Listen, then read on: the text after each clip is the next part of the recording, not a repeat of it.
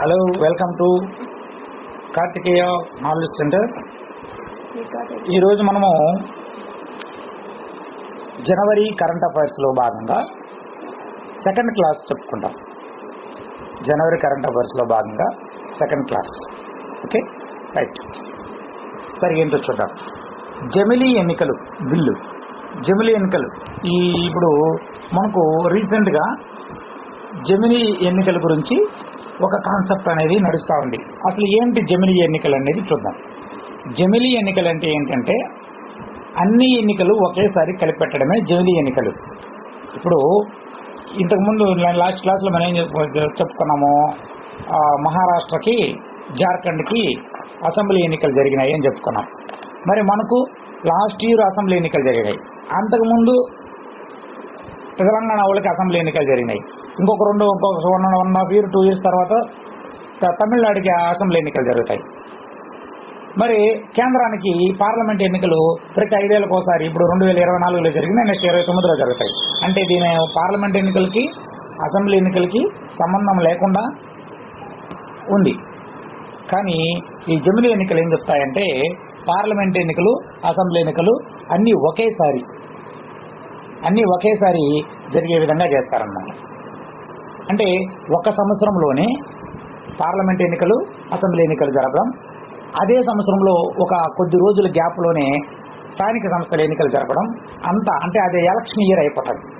Election year ఒక 6 monthsలో elections అంతా complete చేసి ఇంకా 4.5 సంవత్సరం పరిపాలన పైన దృష్టి పెడితే మళ్ళీ అదావిధిగా ఎలక్షన్స్కి వెళ్ళచ్చు. అంతేకంటే మాటికి ఎలక్షన్ పెట్టుకుంటూ సమయాన్ని డబ్బుని వృధా చేయడం అనేది అంత మంచిది కాదు అనేది ఈ జమిలీ ఎన్నికల యొక్క ఉద్దేశం. మరి ఈ జమిలీ ఎన్నికల కోసం ఒక బిల్లుని పార్లమెంటులో ప్రవేశపెట్టారు. ఏంటి ఆ బిల్లు చూద్దాం. ఈ బిల్లు పేరు ఏంటంటే 129వ సవరణ బిల్లు. మరి ఈ 129వ సవరణ బిల్లులో 129వ సవరణ బిల్లు మరియు కేంద్ర పాలిత ప్రాంతాల చట్ట సవరణ బిల్లు, కేంద్ర పాలిత ప్రాంతాలకి చట్ట సవరణ బిల్లు, ఈ రెండు కలిపి 2 బిల్లులుగా జమిలీ ఎన్నికల కోసం పార్లమెంట్లో ప్రవేశపెట్టారు. ఆర్టికల్ 82 ఏం చెప్తుందంటే మనకు లోక్సభ సీట్ల గురించి చెప్తుంది. అంటే లోక్సభకి ఎన్ని సీట్లు ఉండాలి అనేది పార్లమెంట్ నిర్ణయిస్తుంది. మరియు 83 ఏం చెప్తుందంటే ఆర్టికల్ 83 ఏం చెప్తుందంటే లోక్సభ అసెంబ్లీకి 5 years కాల పరిమితి గురించి చెప్తుంది. ఇక మీకు ఆర్టికల్ అడగరు. కానీ మీకు ఏమడుగుతారంటే లోక్సభ సీట్లు నిర్ణయించేది ఎవరు? పార్లమెంటు. లోక్సభ అసెంబ్లీకి 5 years కాల పరిమితిని నిర్ణయించేది ఎవరు? పార్లమెంటు. ఇట్లా కాన్సెప్ట్ అడుగుతారు. అదేవిధంగా అసెంబ్లీకి కాల పరిమితి ఎంత? 5 years. ఈ 5 years కాల పరిమితి. తర్వాత ఎన్నికల పర్యవేక్షణ నియంత్రణ ఎవరికి కలగదు? ఎలక్షన్ కమిషన్కి కలదు. ఎన్నికల పర్యవేక్షించడం, ఎన్నికలను నియంత్రించడం, నిర్వహించడం ఇవన్నీ కూడా ఎలక్షన్ కమిషన్కి కలదు. అదేవిధంగా రాష్ట్రాల అసెంబ్లీకి చెందిన అంశాలు, ఎలక్టరోళ్ళు, నియోజకవర్గాల పునర్విభజన మొదలైన అంశాలన్నీ కూడా పార్లమెంట్ నిర్ణయిస్తుంది. రాష్ట్రాల అసెంబ్లీకు చెందిన అంశాలు అంటే ఎలక్టరోల్ అంటే ఏంటంటే ఓటర్ల సంఖ్యని ఎలక్టరోల్ అంటారు. అంటే ఓటర్ల నమోదు చేసినటువంటి లిస్టుని ఎలక్టరోల్ అంటారు. అది తయారు చేసేది ఎవరంటే ఎలక్షన్ కమిషన్. మరి ఇది ఎలక్షన్ కమిషన్ తయారు చేస్తుంది. కానీ దానిపైన నిర్ణయాలు, నియోజకవర్గాలు పునర్విభజన, ఎక్కడ వరకు ఏ మండలం నుంచి ఏ మండలం వరకు ఒక నియోజకవర్గంగా కేటాయించడం, ఏ జిల్లాలో ఏ ప్రాంతాలని ఒక నియోజకవర్గంగా కేటాయించాలని చెప్పడం, ఇదంతా కూడా పార్లమెంట్ నిర్ణయం తీసుకుంటుంది. మరి ఇవన్నీ కూడా సవరించాల్సినటువంటి అంశాలు జమిలీ ఎన్నికల కోసం. మరి ఇంకొక అంశం ఏంటంటే లోక్సభలో సీట్ల సంఖ్య, జనాభా ఆధారంగా లోక్సభ నియోజకవర్గం ఏర్పాటు చేసి పార్లమెంట్కి కలదనమాట. జనాభా ఆధారంగా లోక్సభ నియోజకవర్గం ఏర్పాటు చేసే అధికారము పార్లమెంట్కి కలదు. కాబట్టి జనాభా ఆధారంగా చేస్తారు. నెక్స్ట్ ఇవన్నీ ఈ సవరణలన్నీ కూడా జమిలీ ఎన్నికల్లో భాగంగా 129వ సవరణ బిల్లు ఒకే బిల్లుగా పెట్టి ఈ ఆర్టికల్ అన్నీ సవరిస్తారు. రైట్. మరి దీనికోసం ఏం చేస్తున్నారు, కొత్తగా ఏం ప్రతిపాదనలు చేస్తున్నారంటే 129వ సవరణ బిల్లులో ఏం సవరణ చేస్తున్నారంటే ఫస్ట్ సింపుల్గా రాష్ట్రపతి గారు ఒక అపాయింటెడ్ డేని నిర్ణయిస్తాడు. మన తెలంగాణ రాష్ట్రం విభజించిన తర్వాత 2014వ సంవత్సరం జూన్ 2వ తేదీన అపాయింటెడ్ డే అన్నాం. అంటే అపాయింటెడ్ డేకి ముందు ఉన్న వ్యవహారం వేరు, అపాయింటెడ్ డే తర్వాత ఉన్న వ్యవహారం వేరు. అంటే జూన్ 1వ తేదీ 2014 మనం ఏమంటాము, తెలంగాణ ఆంధ్ర కలిసి ఆంధ్రప్రదేశ్ రాష్ట్రం అంటాం. మరి జూన్ 2వ తేదీ నుంచి ఏమంటాము, తెలంగాణ రాష్ట్ర ప్రాంతం అని, ఆంధ్రప్రదేశ్ రాష్ట్ర ప్రాంతం అని 2 ప్రాంతాలుగా చెప్పుకుంటాం. మరి అట్లాగే అపాయింటెడ్ డే ప్రకటిస్తే రాష్ట్రపతి గారు ఏమవుతుందంటే, అపాయింటెడ్ డేకి ముందు ఎన్నికలు, అపాయింటెడ్ డే తర్వాత జమిలీ ఎన్నికలు అని అర్థం. ఇంకా అపాయింటెడ్ డే ప్రకటించలేదు. సో అది ప్రకటించే అధికారం రాష్ట్రపతికి ఉంది. నెక్స్ట్, ఇది ప్రకటించిన తర్వాత లోక్సభ కాల పరిమితిని 5 సంవత్సరాలకి, అసెంబ్లీ కాల పరిమితిని 5 సంవత్సరాలకి ఒకటిగా తీసుకొస్తారు. ఫర్ ఎగ్జాంపుల్ జనవరి 1, 2026లో ప్రకటించారు అనుకున్నాం. అప్పటి నుంచి 5 సంవత్సరాలు అసెంబ్లీ కాల పరిమితి, అప్పటి నుంచి 5 సంవత్సరాలు పార్లమెంట్ కాల పరిమితి అని లెక్క అనమాట. నెక్స్ట్, లోక్సభ అసెంబ్లీకు ఎలక్షన్స్ నిర్వహించే అధికారము ఎలక్షన్ కమిషన్కి ఉంది. నెక్స్ట్, జమిలీ ఎన్నికలు నిర్వహించే అధికారము ఎలక్షన్ కమిషన్కి ఉంది.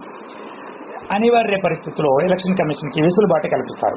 అనివార్య పరిస్థితులు అంటే కొన్ని కారణాల వల్ల ఎక్కడైనా ఏదైనా ఇబ్బందులు జరిగి ఆ రాష్ట్రంలో విపత్తుల వల్ల కావచ్చు, ప్రకృతి విపత్తుల వల్ల కావచ్చు, లేదంటే ఏదైనా నక్సలిజం వాళ్ళ వల్ల కావచ్చు, లేదా ఏదైనా గందరగోళం పరిస్థితులు కావచ్చు, అటువంటివి జరిగినప్పుడు అనివార్య పరిస్థితుల్లో ఎలక్షన్ కమిషన్ నిదానంగా ఎలక్షన్స్ పెడుతుంది. ఒక 2 నెలలు గ్యాప్ తీసుకొని మళ్ళీ పెడుతుంది. అందరితో పాటు పెట్టకపోయినా ఆ సంవత్సరంలోనే ఇంకొక 10 రోజుల తర్వాత పెడుతుంది. నెక్స్ట్, జాప్యం వల్ల అసెంబ్లీ ఎన్నికల్లో ఇబ్బంది లేదా కాల పరిమితి వస్తే, తేడాలు వస్తే లోక్సభను అనుసరించి కాల పరిమితిని నిర్ణయిస్తారన్నమాట. ఎట్లంటే ఇప్పుడు ఫర్ ఎగ్జాంపుల్ 2026లో కేంద్రంలోనూ మన ఆంధ్ర రాష్ట్రంలోనూ యావత్ భారతదేశం అంతా కూడా ప్రతి రాష్ట్రంలోనూ కొత్త ప్రభుత్వాలు ఏర్పడ్డాయి. కొన్ని అనివార్య కారణాల వల్ల అక్కడున్న ముఖ్యమంత్రి చనిపోయాడు. వాళ్ళు పదవుల కోసం కొట్లాడుకొని ప్రభుత్వాన్ని కూల్చేసుకుని నేను ముఖ్యమంత్రి కావాలి ఏదో గొడవలు వేసుకొని ఒక 2 ఏళ్ళకి ఒకడు ఉండి మళ్ళీ దిగిపోయి మళ్ళీ ఇంకొక 2 ఏళ్ళకి ఇంకోడు వచ్చి లేదు ఎలక్షన్ పెట్టాల్సిన పరిస్థితి తెచ్చిచ్చేనారనుకున్నాం. అంటే 2 ఏళ్ళ తర్వాత పెట్టారనుకో, అప్పటి నుంచి 5 ఏళ్ళు ఎవరు వాళ్ళకి పార్లమెంట్ ఎలక్షన్స్ ఎప్పుడు వరకు ఉంటాయో అప్పటి వరకు. అంటే 2026లో ఎలక్షన్స్ పెట్టారు, 27, 28, 29, 30, 31 ఎలక్షన్ జరగాలి. సో 31 ఎలక్షన్ జరగాలి కాబట్టి ఈ మధ్యలో వాళ్ళు 2 సార్లు ప్రభుత్వాన్ని కూలగొట్టుకొని 3 సార్లు కూలగొట్టుకొని అవసరం లేదు. అందరితో పాటు మళ్ళీ ఎలక్షన్ జరుగుతాయి. ఓకేనా? అది అంటారు కదా, సాయంత్రం నువ్వు బోండాలు తింటావు, బజ్జీలు ఏమో తింటావు, రాత్రికి వచ్చి అన్నం తినాల్సిందే. ఓకేనా? అట్లా అన్నమాట. మధ్యలో నువ్వు విన్ననే చేసుకో, కానీ రెగ్యులర్గా పార్లమెంట్తో పాటు మళ్ళీ మెయిన్ ఎలక్షన్ జరుగుతాయి. దీనివల్ల ఏమవుతుందంటే ప్రభుత్వాన్ని కోల్చాలనే ఆలోచన తగ్గిపోతుంది జనాలలో, అంటే అక్కడ ఉన్న ఎమ్మెల్యేలలో తగ్గిపోయి ఎందుకు వచ్చిన 2 ఏళ్ళకి ఎందుకు ఖర్చు పెట్టుకోవడం, గమనంటే పోతుంది అనేసి సైలెంట్ అయిపోతాం. సో ఇది ఒక రకమైన ఒక మంచి పని. రైట్. నెక్స్ట్, కేంద్రపాలిత ప్రాంతాల్లో ఏం చట్ట సవరణ చేస్తారు అంటే, ఢిల్లీ ఉంది కదా, ఢిల్లీ అనేది ఒక కేంద్రపాలిత ప్రాంతం. ఓకేనా? ఈ ఢిల్లీ అనే కేంద్రపాలిత ప్రాంతం కోసం ఢిల్లీ యాక్ట్ అనేది 1991లో వచ్చింది. 1991లో ఢిల్లీ యాక్ట్ అనేది వచ్చింది. ఏంటి యాక్ట్ అంటే, government of national territory of Delhi act అంటారు. National territory act, Delhi act ఒకటే. ఈ 91లో వచ్చింది. తర్వాత పుదుచ్చేరి యాక్ట్ ఒకటి వచ్చింది, యూనియన్ టెరిటరీస్ యాక్ట్ 1963లో వచ్చింది. జమ్మూ కాశ్మీర్ రీఆర్గనైజేషన్ యాక్ట్ 2019లో వచ్చింది. ఇది ఇంపార్టెంట్ బిట్ అడుగుతుంటాడు. జమ్మూ కాశ్మీర్ అనేది ఇంతకుముందు ఆర్టికల్ 370 రద్దు కాకముందు ఒక రాష్ట్రంగా ఉండింది. కానీ ఇప్పుడు ఏం చేశారు, ఆర్టికల్ 370 రద్దు చేసిన తర్వాత జమ్మూ కాశ్మీర్ను ఒక కేంద్రపాలిత ప్రాంతంగా చేశారు. చేసినప్పుడు దానికి ఒక చట్టం తీసుకొచ్చారు. ఆ చట్టం పేరే 2019 జమ్మూ కాశ్మీర్ పునర్వ్యవస్థీకరణ చట్టం. జమ్మూ కాశ్మీర్ పునర్వ్యవస్థీకరణ చట్టం 2019. ఈ గుర్తుపెట్టుకుని సార్, ఇంకేం అవసరం లేదు. ఆంధ్రాకి పునర్వ్యవస్థీకరణ చట్టం అనేది 2014లో వచ్చింది. అప్పుడు తెలంగాణ ఏర్పడింది. అట్లాగే జమ్మూ కాశ్మీర్కి 2019లో జమ్మూ కాశ్మీర్ పునర్వ్యవస్థీకరణ చట్టం వచ్చింది. సో ఈ 3 చట్టాలను కూడా సవరించాలి. మరి వీటికి రాష్ట్రాల అనుమతి అవసరం లేదు. కానీ ఇంతకుముందు చెప్పినటువంటి 129వ సవరణ బిల్లుకి రాష్ట్రాల అనుమతి ఖచ్చితంగా అవసరం. కానీ ఇది జమ్మూ కాశ్మీర్కి సంబంధించింది, పుదుచ్చేరికి సంబంధించింది, ఢిల్లీకి సంబంధించింది కాబట్టి ఇక్కడ రాష్ట్రాల ఆమోదం అవసరం లేదు. ఎందుకు వీటి గురించే చెప్పావు, మిగతా కేంద్రపాలిత ప్రాంతాల గురించి ఎందుకు చెప్పలేదంటే, అన్ని కేంద్రపాలిత ప్రాంతాలకి అధికారం పార్లమెంట్కు ఉంది. కానీ ఢిల్లీకి అక్కడ రాష్ట్రంగా అంటే ముఖ్యమంత్రి ఉంటాడు ప్లస్ కేంద్రపాలిత ప్రాంతం. అదేవిధంగా జమ్మూ కాశ్మీర్ కూడా ముఖ్యమంత్రి ఉంటాడు మరియు కేంద్రపాలిత ప్రాంతం.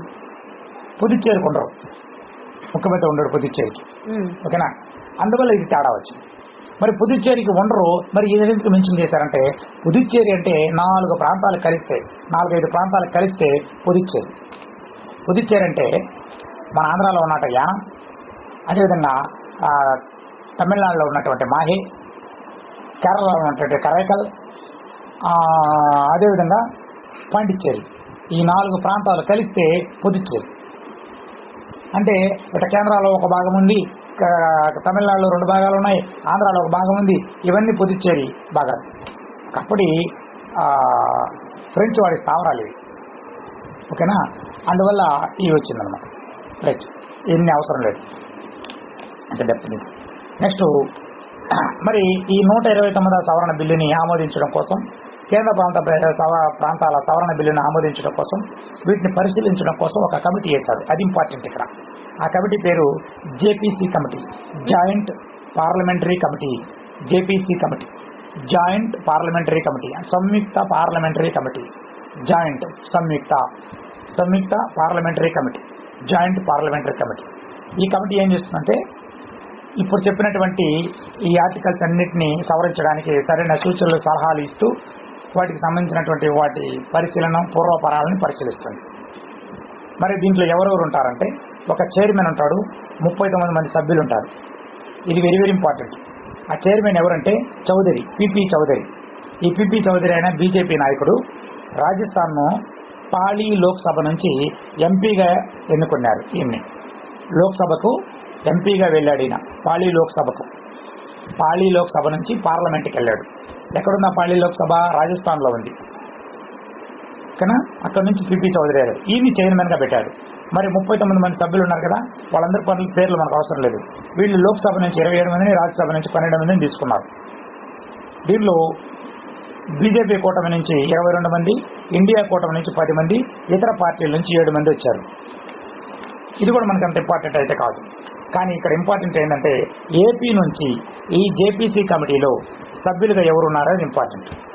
ఏపీ నుంచి నలుగురు ఉన్నారు. ప్రధానంగా మనకు 4 పార్టీలు ఏపీలో డీల్ చేస్తున్నాయి. ఒకటి, కూటమిలో 3 పార్టీలు, జనసేన, తెలుగుదేశం, బీజేపీ. కాబట్టి ఒక్కొక్క పార్టీ నుంచి ఒక్కొక్కరు ఉన్నారు.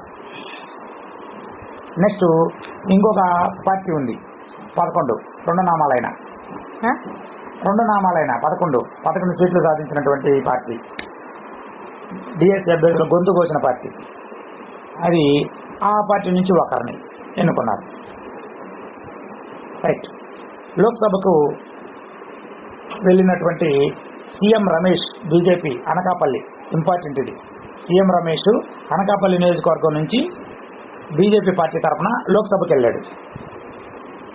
సీఎం రమేష్ అనకాపల్లి నియోజకవర్గం నుంచి బీజేపీ పార్టీ తరఫున లోక్సభకు వెళ్ళాడు. అదేవిధంగా వల్లభనేని బాలశౌరి, ఈయన జనసేన పార్టీ కార్యకర్త కాదు, ఎంపీ. మచిలీపట్నం కృష్ణా జిల్లాలో ఉంటుంది మచిలీపట్నం. ఈ మచిలీపట్నము నుంచి వల్లభనేని బాలశౌరి గారు జనసేన పార్టీ నుంచి లోక్సభకు వెళ్ళాడు. అదేవిధంగా జిఎం హరీష్ బాలయోగి గారు అమలాపురం, ఓకేనా, అమలాపురం నియోజకవర్గం నుంచి టీడీపీ తరఫున లోక్సభకు వెళ్ళారు. ఓకేనా. అదేవిధంగా రాజ్యసభకు విజయసాయిరెడ్డి గారు వెళ్ళారు. ఆయన వైసీపీ పార్టీ తరఫున వెళ్ళాడు. మరి ఇటీవల కాలంలో విజయసాయిరెడ్డి గారు రాజీనామా చేశారు. సో ఆ ప్లేస్ అలాగే వేకెంట్ ఉంది. సో ఆ పార్టీ ఏమన్నా ప్రపోజల్ చేస్తుందా లేదని తెలియదు. సో మనము ఆ కాన్సెప్ట్ని గుర్తుపెట్టుకుంటే చాలు. సో విజయసాయిరెడ్డి గారికి జేపీసీ పార్లమెంట్ కమిటీలో సభ్యత ఉంది. కానీ ఆయన ఎప్పుడైతే రాజ్యసభకు రాజీనామా చేసేసాడో ఆయన ఆ పదవి కూడా కోల్పోయినాడు, ఆ కమిటీలో సభ్యత్వం కూడా కోల్పోయినాడు. సో ఇప్పుడు ఏపీ నుంచి 3 ఉన్నారు. 1 రమేష్ గారు, 2 బాలశౌరి గారు, 3 బాలయోగి గారు. గుర్తుపెట్టుకోవచ్చు ఈజీగా. వాళ్ళ నియోజకవర్గాలు ఇంపార్టెంట్. బాలయోగి, బాలుడు అంటే ఏమి? బాలయోగి ఎవరు? అమలాపురం అమ్మ బాలుడు అలా గుర్తుపెట్టుకోండి. అమలాపురం బాలయోగి గుర్తుపెట్టుకోండి. బాలయోగి అనే టీడీపీ క్యాండిడేట్. ఓకేనా. నెక్స్ట్ బాలశౌరి, ఓకేనా, మచిలీపట్నం గుర్తుపెట్టుకోండి. మచిలీపట్నం శౌరి అంటే మచిలీపట్నం. రమేష్ అనకాపల్లి. సో వీళ్ళు సంయుక్త పార్లమెంటరీ కమిటీకి ఆంధ్రప్రదేశ్ తరఫున ప్రాతినిధ్యం వహిస్తున్నటువంటి వ్యక్తులు. వీళ్ళు ఆ సలహాలు, సూచనలు ఇవ్వచ్చు.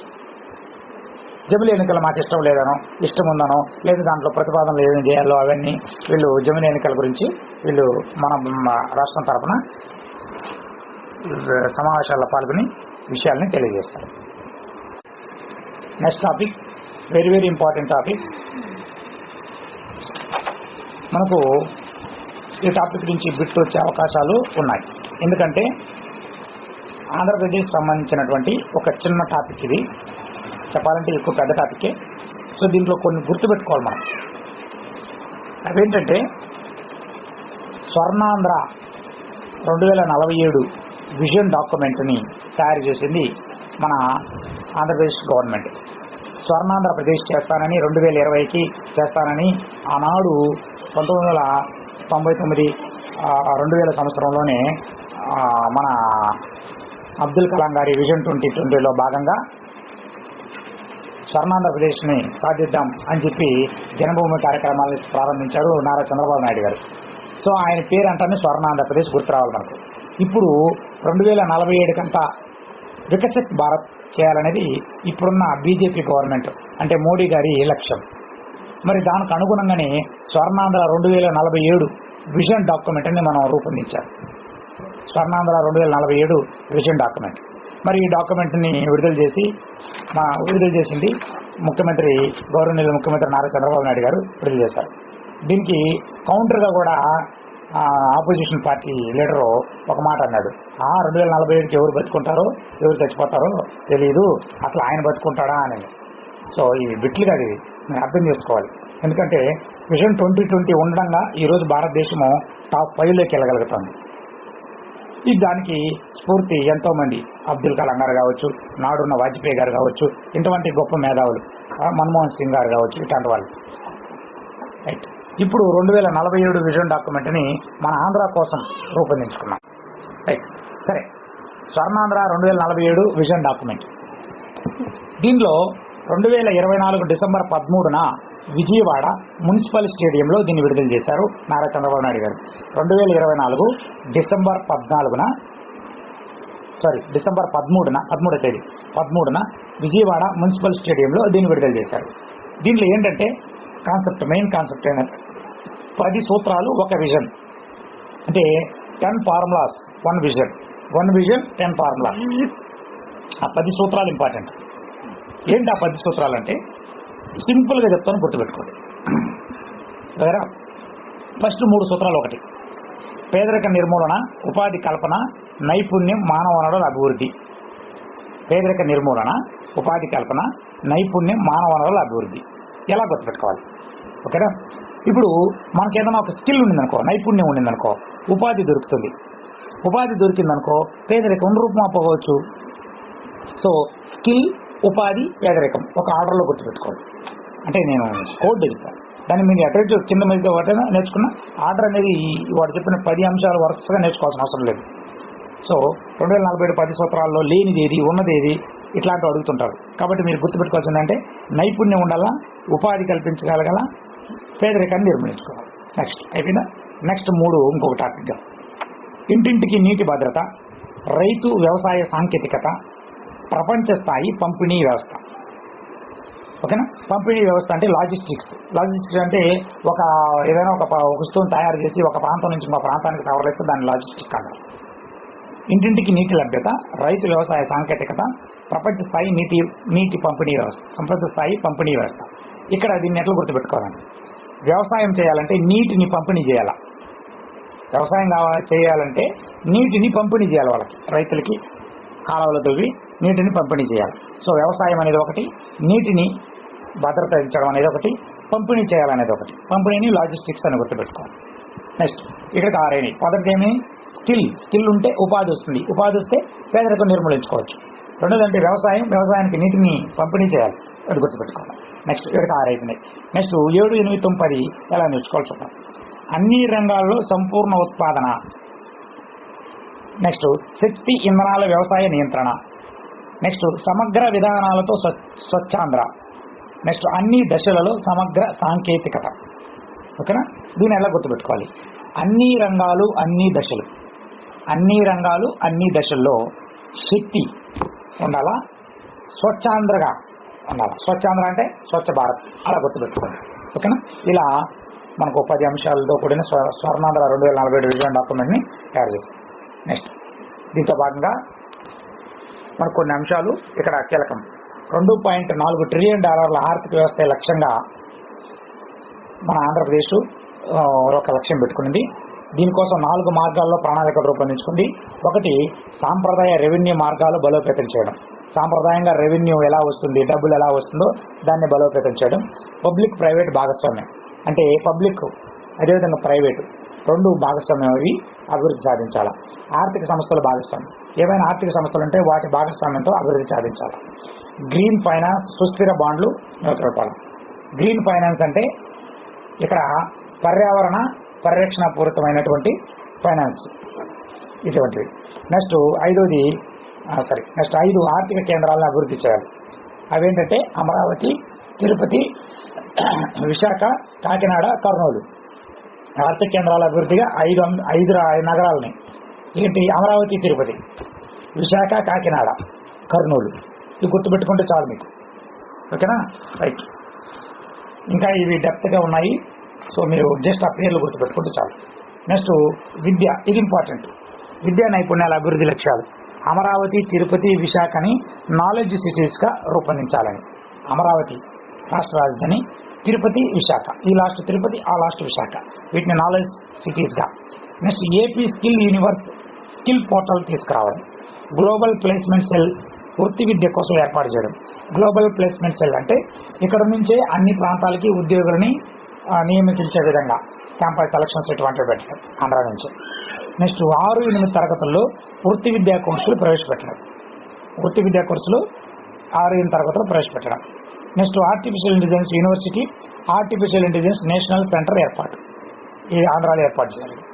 నెక్స్ట్ 26 నైపుణ్య కళాశాలలు, 350 హబ్స్, 150 స్పోక్స్ కేంద్రాలు ఏర్పాటు చేసి తిరుపతిలో స్కిల్ యూనివర్సిటీని ఏర్పాటు చేయాలి. ఇవన్నీ ఎప్పటికి చేయాలంటే 2029 నాటికి ఏర్పాటు చేసి 2047 నాటికి పూర్తి చేయాలనేది కాన్సెప్ట్. ఓకేనా? ఇక్కడ మిమ్మల్ని ఏమడుగుతాడంటే నాలెడ్జ్ సిటీస్గా ఏ సిటీస్ని ఎన్నుకున్నారు? అమరావతి, తిరుపతి, విశాఖ. ఏ తరగతుల నుంచి వృత్తి విద్యా కోర్సులు ప్రవేశపెట్టాలనుకున్నారు? 6-8 తరగతుల్లో వృత్తి విద్యా కోర్సులు ప్రవేశపెట్టాలనుకున్నారు. స్కిల్ యూనివర్సిటీని ఎక్కడ ప్రతిపాదించారు? తిరుపతిలో.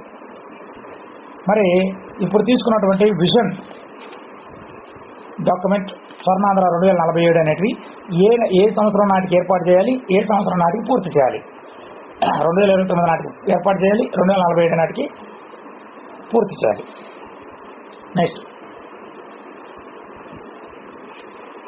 నెక్స్ట్ సాంకేతిక వ్యవసాయము అంటే ఉద్యాన రంగాల్లో ఉత్పత్తిని పెంచడం, దేశీయ మెరైన్ ఫిషింగ్ ఉత్పత్తి పెంచడం, డైరీ ఉత్పత్తుల ఎగుమతులు పెంచడం, వ్యవసాయ ప్రాసెస్డ్ ఫుడ్ ఎగుమతి చేయడం, ఇవన్నీ కూడా ఇందులో భాగంగానే ఏర్పాటు చేశారు. నెక్స్ట్ విశాఖ, గుంటూరు, కర్నూలు నగరాల్లో రీజనల్ పారామెడికల్ సైన్సెస్ ఇన్స్టిట్యూట్ ఏర్పాటు చేయాలని,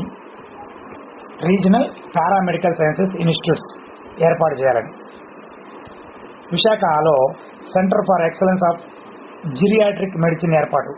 జిరియాట్రిక్ మెడిసిన్ అంటే వృద్ధుల కోసం ఒక మెడిసిన్ వాటికి సంబంధించిన యూనిట్ని తయారు చేయడం విశాఖలో ఏర్పాటు చేయాలని. జిరియాట్రిక్ కేర్ అంటే వృద్ధుల సంరక్షణ.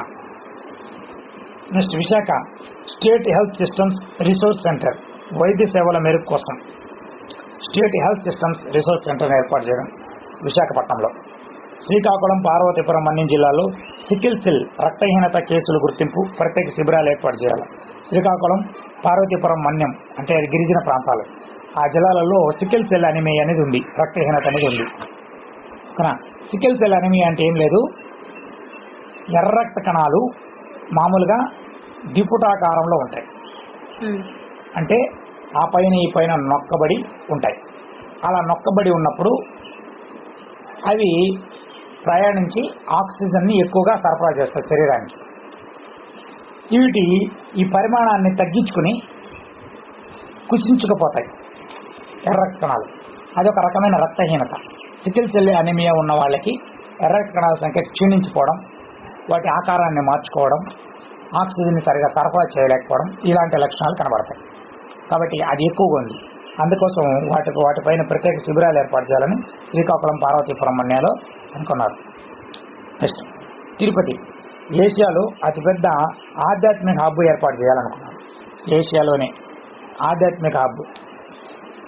అదేవిధంగా తిరుపతిలో కార్బన్ న్యూట్రల్ ప్రాంతంగా అభివృద్ధి చేయాలి. తిరుపతిని కార్బన్ అంటే కార్బన్ రహితంగా ఉండాలన్నమాట. దేశంలోనే తొలి కార్బన్ న్యూట్రల్ ప్రాంతంగా దీన్ని డెవలప్ చేయాలని. అంటే కార్బన్ అనేది విడుదల అవ్వదు. కార్బన్ డైఆక్సైడ్ కావచ్చు, కార్బన్ మోనాక్సైడ్, సిఎఫ్సీలు ఇటువంటివన్నీ విడుదల కాకుండా అరికట్టడం.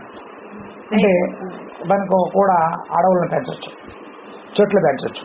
అయితే తిరుమల కొండలు ఉన్నాయి కాబట్టి దానికి వేసి ఉంటారు ఒక rank.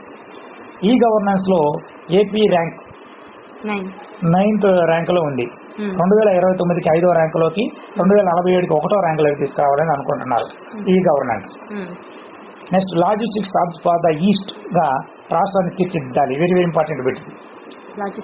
Logistics hub for the east గా రాష్ట్రాన్ని తీర్చిదిద్దాలి. లాజిస్టిక్స్ అంటే ఏం లేదు. లాజిస్టిక్స్ అంటే ఒకటే సింపుల్ గుర్తుపెట్టుకోవాలా. మీరు ఎక్కడన్నా వెళ్తున్నప్పుడు కొన్ని లారీల పైన లాజిస్టిక్స్ అని రాస్తుంటారు. లాజిస్టిక్స్ అంటే పంపిణీ చేయడం. కొన్ని వస్తువుల్ని ఒక ప్లేస్ నుంచి ఇంకో ప్లేస్కి తరలించేది లాజిస్టిక్స్. ఇప్పుడు ఒక అమెజాన్ అది ఒక లాజిస్టిక్ హబ్ లాంటిది. అమెజాన్ వస్తువులు తయారు చేయదు, ఎవరెవరో తయారు చేస్తారు, దాన్ని సేల్స్ రూపంలో పంపిస్తుంది అంతే. అలా మరి లాజిస్టిక్స్ పంపిణీ చేయడం అమెజాన్ అనేది ఒక చిన్న పార్ట్. అది అమెజాన్, ఫ్లిప్కార్ట్ ఇవన్నీ చిన్న సేల్స్ సంబంధించిన ఇవి అనమాట. ఇవన్నీ కలిసి ఒక ప్రాంతం నుంచి ఇంకో ప్రాంతానికి వస్తువుల్ని పంపిణీ చేస్తాయి. అదే లాజిస్టిక్స్ హబ్. సో మన ఆంధ్ర అనేది తూర్పు తీరంలో ఉంది కాబట్టి ఈస్ట్కి హబ్గా తయారవ్వాలి. ఇది అంటే పశ్చిమ భారతదేశంలో, ఉత్తర భారతదేశంలో, దక్షిణ భారతదేశంలో తయారైన వస్తువుల్ని మన బంగాళాఖాతం ద్వారా తూర్పు దేశాలకి పంపిణీ చేయొచ్చు. మయన్మారు, థాయిలాండ్, సింగపూరు ఇలాంటి దేశాలకి మనము పంపించవచ్చు. సో హబ్గా తయారు చేయొచ్చు. ఇది దీని యొక్క కాన్సెప్ట్. నెక్స్ట్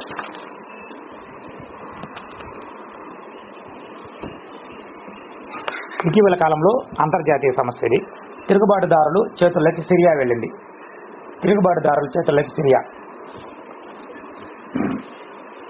అంతకుమించిన బిట్ అవసరం లేదు ఇక్కడ మీకు. రైట్. నెక్స్ట్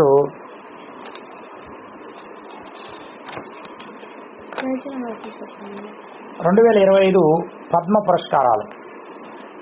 20వ పేజీ తీసుకోవాలి మీరు. పద్మ పురస్కారాలు దీని గురించి నెక్స్ట్ మంత్లో డీటెయిల్గా ఉంది. కానీ ఫస్ట్ మనము ఒక 2 నిమిషాల్లో దీని గురించి చెప్పుకున్నాం. 2025 సంవత్సరానికి గాను 139 మందికి పద్మ పురస్కారాలు ఇచ్చారు. మనకు తెలుసు భారతదేశంలో అత్యున్నత పురస్కారం భారతరత్న, 2వ అత్యున్నత పురస్కారం పద్మవిభూషణ్, 3వ అత్యున్నత పురస్కారం పద్మభూషణ్, 4వ అత్యున్నత పురస్కారం పద్మశ్రీ. ఒక్కొక్క అక్షరం తగ్గించుకుంటారండి, సరిపోతుంది కిందికి. నెక్స్ట్ పద్మవిభూషణ్ వచ్చేసి 7 ఇచ్చారు ఈ సంవత్సరం. ఓకేనా? ఇది 2వ అత్యున్నత పురస్కారం. పద్మభూషణ్ వచ్చేసి 19 ఇచ్చారు. పద్మశ్రీని ఇచ్చారంటే 113 ఇచ్చారు. మొత్తం 139 పురస్కారాలు ఇచ్చారు. 139 అనేది ఏం తెలిసిన రైల్వే యొక్క number, railway help line number 139 గుర్తుపెట్టుకోవాలి. అట్లా 139 ఆ నంబర్ కాల్ చేస్తే రైల్వేకి వెళ్ళిపోతుంది. ఎమర్జెన్సీ అనమాట రైల్వే వాళ్ళకి. ఓకే, ఇప్పుడు 139 పురస్కారాలు ఇచ్చారు. పద్మవిభూషణ్ ఎన్ని ఇచ్చారు? 7 ఇచ్చారు. పద్మవిభూషణ్ 7 ఇచ్చారు. పద్మభూషణ్ ఎన్ని ఇచ్చారు? 19 ఇచ్చారు. పద్మశ్రీ 113 ఇచ్చారు. నెక్స్ట్ మరి 7లో తెలుగు రాష్ట్రాలు కింద వచ్చాయి. తెలుగు రాష్ట్రాలకి ఒకటే వచ్చింది, ఒకటే పద్మవిభూషణ్. మరి పద్మభూషణ్ ఎన్ని వచ్చాయి? అది కూడా ఒకటే వచ్చింది. పద్మశ్రీ ఎన్ని వచ్చాయి? 5 వచ్చాయి. తెలుగు రాష్ట్రాలకి 3 ప్రైజులు కలిపి, 3 పురస్కారాలు కలిపి 7 వచ్చాయి. గుర్తుపెట్టుకోవాలా. ఈ 7లో ఆంధ్రాకి 5 వచ్చాయి, తెలంగాణకి 2 వెళ్ళాయి. ఏంటి వెళ్ళాయి అంటే చూద్దాం. తెలుగు రాష్ట్రాలకి 5 వచ్చాయని చెప్పాం కదా, అది పద్మభూషణ్ బాలకృష్ణకు ఒకటి వచ్చింది. పద్మశ్రీ మాడుగు నాగపణి శర్మ కళారంగంలో వచ్చింది. బాలకృష్ణ అంటే నందమూరి బాలకృష్ణ. పద్మభూషణ్. పద్మశ్రీ మాడుగు నాగపణి శర్మ కళారంగంలో. అదేవిధంగా పద్మశ్రీ ఇంకోటి వచ్చింది మిరియాల అప్పారావు. ఈయన కూడా కళారంగమే. కానీ ఈయన మరణించిన తర్వాత ఈయనకు వచ్చింది, అది ఇంపార్టెంట్. నెక్స్ట్ పద్మశ్రీ ఇంకొకరికి వచ్చింది కేఎల్ కృష్ణ, ఈయన విద్యారంగంలో కృషి చేసినందుకు.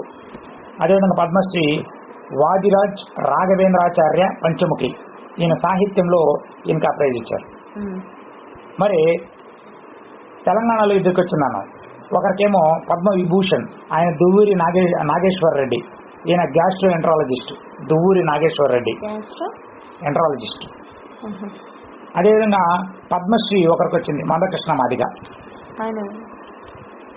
నెక్స్ట్ ఎన్ఆర్ఐకి పద్మభూషణ్, ఎన్ఆర్ఐకి పద్మభూషణ్ వచ్చింది వినోద్ ధామ్ ఆయన పేరు. ఈయన USA, non residential India. NRI అంటే ఇండియా చెందిన వ్యక్తే, ఇండియాలో లేడు, వేరే దేశంలో ఉన్నాడు. ఈయన సైన్స్ అండ్ ఇంజనీరింగ్ వీటిపైన ప్రయోగం చేసినందుకు వినోద్ ధామ్కి పద్మభూషణ్ వచ్చింది. అదేవిధంగా ఎన్ఆర్ఐలుగా పద్మశ్రీలు 9 మందికి వచ్చింది. ఓకేనా, రైట్. మొత్తం ఎన్ఆర్ఐలకి 10 వచ్చాయన్నమాట. కాబట్టి ఇది మనం గుర్తుపెట్టుకోవాల్సినటువంటి అంశం.